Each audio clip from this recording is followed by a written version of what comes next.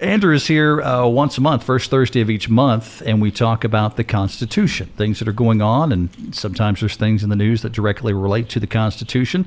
Other things like today, Article 1, Section 9. I don't know of anything that's specifically in the news related to this, but it'll be an interesting conversation.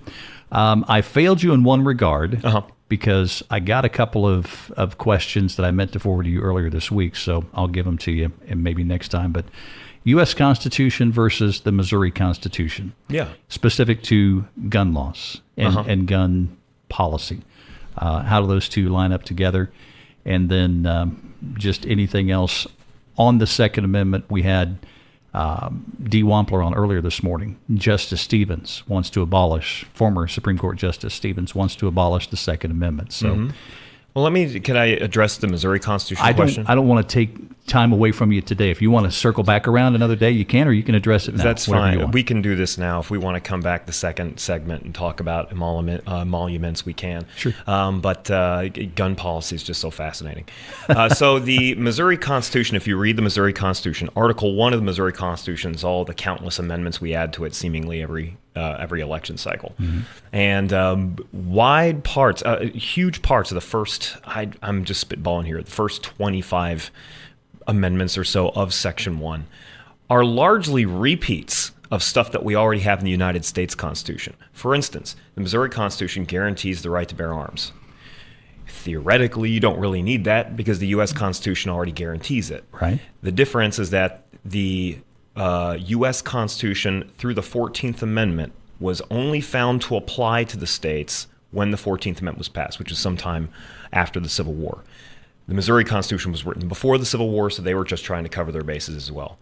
The real interesting thing about the Missouri Constitution is the same with a lot of state constitutions, is that they try to take these things already discussed in the U.S. Constitution, which is very short and very vague, try to make it very long and very specific.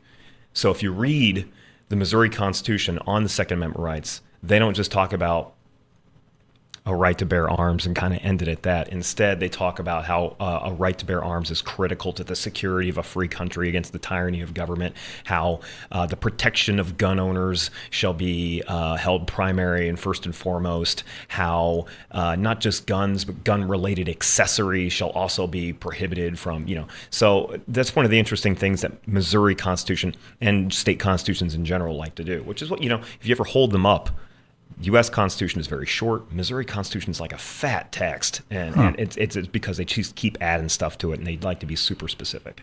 But does the U.S. Constitution supersede and override the state constitution? It does, absolutely, because we have something called the Supremacy Clause, and that means that the United States government has supremacy. Now, when it comes to right to bear arms, there is no conflict. I'm not a constitutional scholar, but there's no conflict that I've observed between the right to bear arms in Missouri and the right to bear arms in the U.S. Constitution. Missouri is just more specific, and I don't think anything the U.S. Constitution has contradicts it. You do have some contradictions later on in that first article. For instance, in the Missouri Constitution, man and woman, that's what marriage has to be. Marriage has to be a man and a woman, which, due to the Equal Protections Clause and the Supreme Court ruling on that, I want to say 2014, that has been that now does not exist anymore. Same-sex marriage is constitutional. Missouri cannot restrict marriage. So that part of the Constitution in Missouri just sits there like a ghost. It has no power, but it sits there nonetheless.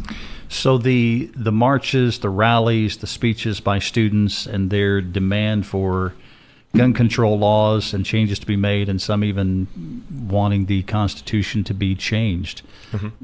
Do they understand how hard it would be to change the I applaud the passion, love the passion, but the end game of changing the Constitution, that's probably not going to happen. I mean, it's probably not. Most people don't know what it takes to change the Constitution. Here's what it takes, just for our listeners. It's a two-step process. You have the proposal stage, and to just get an amendment proposed, you need 2/3 of the House and 2/3 of the Senate to sign on and say yes. Once that happens, you've officially proposed an amendment, but it doesn't get passed yet. To get passed, you need 3/4 of the states. So out of 50, that's 38. So you need 38 states to green light whatever amendment you're talking about. And if you can't get 38 states, then the amendment just sits there, proposed but never accepted, never ratified is the word that we use. And I think probably in 2018, or at least maybe for the remainder of this decade and maybe the decade beyond, I can't see, we can't even get gun regulation really passed. Same page, yeah. And gun regulation only requires simple majority and a signature from the president. Mm-hmm. And if you can't get simple majority, it's inconceivable that we could take that 20 steps further. Now, that's not to say that it's well within their First Amendment right to advocate for, but you might want to. I'm a big fan of incrementalism. You might want to go through step B, C, and D before you go all the way to step Z. And just to kind of address the argument that John Paul Stevens, a former Supreme Court judge, he issued a column that was kind of timely, because you see this with a lot of gun control protests where they say, we're just trying to control gun-related policies. We're not trying to ban the Second Amendment. There's always kind of a contingency that does want to ban the Second Amendment, or repeal the Second Amendment. And it's kind of interesting that now we have a former Supreme Court judge weighing in on that. Yeah. So his argument is that the Second Amendment has the Second Amendment was not intended to protect a bunch of the stuff that we have today. Like back in the time that it was written, it was largely, we talked about this last segment, it was largely intended to obstruct a overwhelmingly powerful government from creating a standing military. That's what the Second Amendment was designed to do. Instead, just you and I, just Joes in society. If there's a threat, you and I will meet at the city square. Paul Revere will let us know. We'll meet there with our muskets and we'll get ready to go. Right. And his argument is that technology has evolved to where guns can do more and more and more, evolved past what he would consider the original authors of the Constitution intended when they wrote this amendment, and therefore we should modify the Constitution with our modified technology. In his case, he would advocate for banning the Second Amendment. Or I keep saying banning, but repealing the Second Amendment. Yeah. Andrew Crocker is our guest. We're going to pause here. You're welcome to join the conversation, folks. This is a fascinating please do. Discussion. And if you've got insight, thoughts, questions, opinions, feel free. All are welcome. 417-447-1777. We'll take a quick break and come back. This is Kathleen Odell with the Springfield Greene County Library District. We're at thelibrary.org, and you're listening to the KICK Morning Show, 92.3 KICK. Andrew Crocker, political science instructor at OTC, is here, Ozarks Technical Community College. Article 1, Section 9. Tell us about this. It's multifaceted, but you've honed in on one specific part of this. Yeah, I just want to take one second. There are 3 legal challenges that the president is dealing with, him personally, not the office of the presidency, the president. 2 of them we're very well familiar with. One of them involves him allegations of collusion and maybe obstruction of justice with Bob Mueller and the FBI. The other one involves a 60 Minutes interview with an adult film actress. We're pretty well familiar with those 2. But there is a 3rd legal challenge to the president directly that involves the Constitution. So I thought I would come in and chat about it. So basically, Article 1, Section 9 has several clauses, and I want to focus on Clause 8. Now, Clause 8 has something that we call the Emoluments Clause. Now, it's also called the Title of Nobility Clause because it says, no title of nobility shall be granted by the United States, no person holding any office shall, without the consent of Congress, accept any present or emolument from a foreign government. I'm paraphrasing, but that's largely what we're saying here. And this is called the Nobility Clause, and it's actually, there was, believe it or not, extensive debate at the Constitutional Convention about nobility term titles that we give the president. Some people believe that we should call the president Your Highness. That was actually a conversation, and they discussed this for 3 weeks. Now, you and I would be like, why would they care about it? That you can call him, Mickey Mouse for all we care, because he still has veto power. But nonetheless, it was something they really cared about because they were worried about trappings of nobility. That's something that they just fought a war to get away from.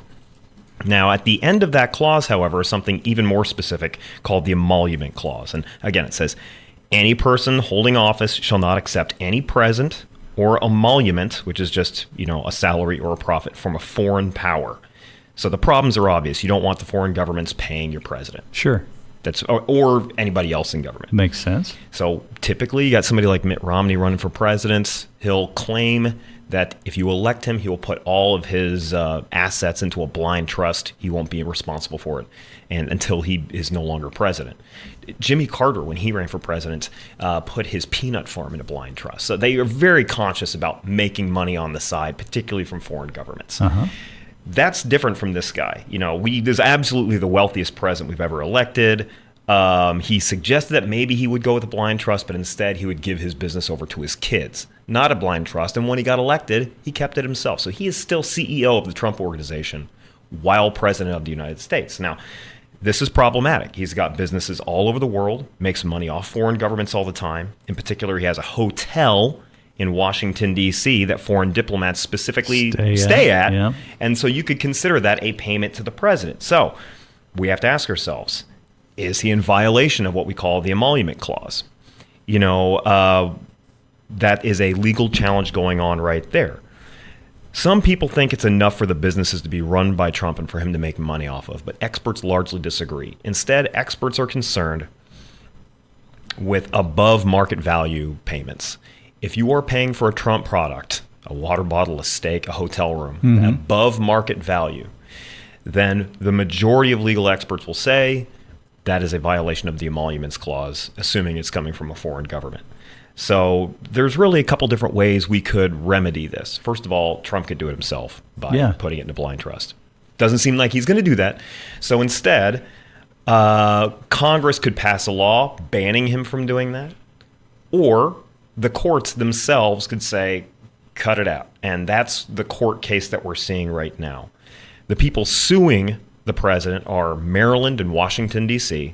They've recently been found to have standing, meaning they have an area for complaint. And they're saying that because foreign diplomats are coming into the United States, staying at the Trump Hotel in D.C., they are choosing to not stay at Maryland convention centers and D.C. hotels that pay those states money, and therefore injuring those states in response. So a judge did rule that Maryland and D.C. had standing, saying that this is a fair claim. It obviously will be adjudicated. We'll figure out how exactly they feel about it. But in short, these violations of the Emoluments Clause, they're difficult to prove because there's very little precedent. The definitions of what emoluments and all this stuff is are cloudy. And it's really difficult to prove that anybody's been hurt by these violations. So that's something we're going to keep track of as time goes by. This is a third challenge to the particular president. I don't know. It was a surprise to most people that a court allowed the suit from Maryland and D.C. because it's really hard to prove that a foreign diplomat is choosing to stay specifically at the Trump Hotel. Right. We kind of think that's happening, but it's difficult to prove that they're choosing to stay there and not at a Maryland subsidized convention center. So is it just President Trump being Trump and thumbing his nose or saying, hey, I'm bigger than all this and make me stop? Why wouldn't he just go ahead and put an end to it? I think he realized that he should have put an end to it when he was running for president. That's why he said he would put his business in the hands of his kids. Yeah. And now I think primarily some of that is his egotism that we've seen a lot, and that he just doesn't believe that non-Trumps could run the Trump Organization as effectively as he could. And he's going to assume the business empire as soon as he's done being president. So he wants it to be well taken care of and very profitable. And over time, I don't know. I think he was like, why let Don Jr. run it when I could just run it myself? And on top of being president. And on top of being president, which you could think could create some conflicts of interest. And that's what this particular court case addresses. I think the precedent is there as well. And you clearly documented it, that you put that aside and run the country, and then pick up your business interest after you cease being president. Yeah, we get really sensitive in this country when it comes to conflicts of interest. Just to give a small story about it, back in 2009 or 2010, Barack Obama was given the Nobel Peace Prize in a foreign country, and Congress demanded that he explain to them how dare you bring this present, this emolument, back to the United States. He had to justify bringing back the Nobel Peace Prize. I remember that. In this case, we're talking about potentially millions or billions of dollars. So something to keep track of. Good stuff. Andrew Crocker, how can folks follow you and stay in touch with you? Well, the number one thing you should do is email me. Please email me. I love hearing from you. crockera@otc.edu, Crocker A, or contact Steve. And we'll talk about any of your questions next time I come back.